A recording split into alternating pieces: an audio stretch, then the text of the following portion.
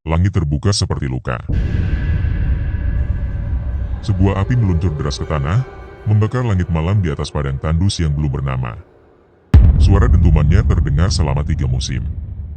Mereka yang melihatnya berkata, bintang jatuh. Tapi mereka salah. Dari kawah yang menghitam, mereka menarik bongkahan logam hitam. Berat, licin, dingin seperti kematian. Tidak bisa dipatahkan, tak bisa dicairkan. Tapi seorang pengrajin mimpi, yang disebut penjaga api, mengaku mendengar suara dari dalam batu itu. Suara yang mengajarkannya cara membentuknya.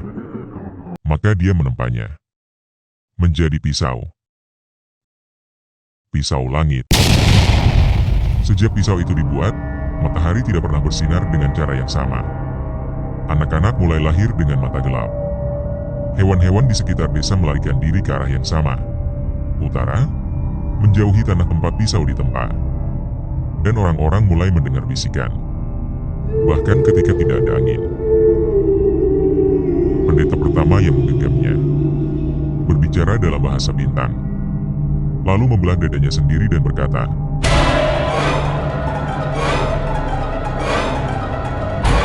"Aku pulang." Setelah itu, seluruh suku hilang. Hanya meninggalkan lingkaran batu dan bekas terbakar yang tidak pernah ditumbuhi apapun selama ribuan tahun.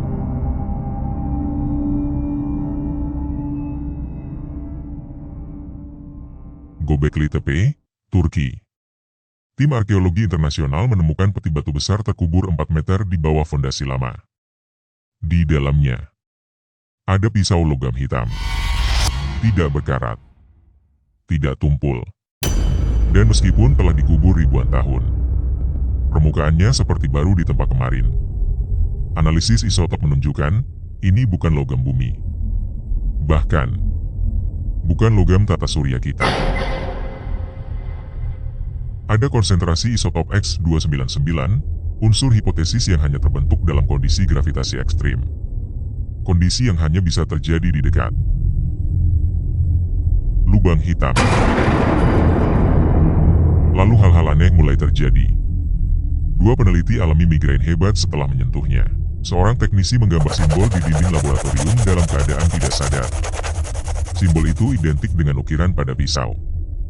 Malam hari, beberapa anggota tim mendengar suara dari ruang penyimpanan artefak. Bisikan dalam bahasa yang belum dikenali. Namun, mereka merasa memahaminya. Seolah-olah suara itu bicara langsung ke otak, bukan ke telinga. Lalu salah satu dari mereka menghilang. CCTV menunjukkan ia berdiri selama 47 menit tanpa bergerak, menatap pisau.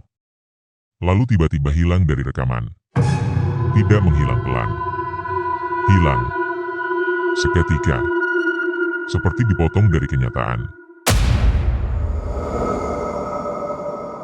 Pisau itu tidak sekadar alat. Ia adalah pintu. Atau mungkin kunci. Sejak zaman purba, ia ditanam, dikubur, dan dilupakan. Tapi sekarang ia kembali. Dan ia tidak sendiri. Dalam tablet batu di lokasi penggalian, ada ukiran bentuk langit. 7 benda berbaris. Dan pisau. Hanyalah yang pertama. 6 lainnya belum ditemukan.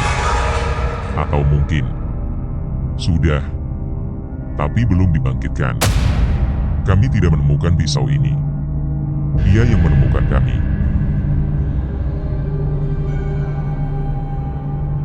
Ada benda yang jatuh dari langit dan hancur. Tapi ada juga yang bertahan dan menunggu. Benda ini ditemukan 2 kali. Pertama, oleh mereka yang tidak meninggalkan tulisan. Kedua, oleh kita yang tidak belajar dari sejarah.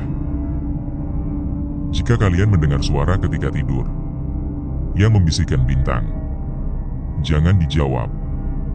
Benda itu tidak mau bicara. Ia memanggil pulang.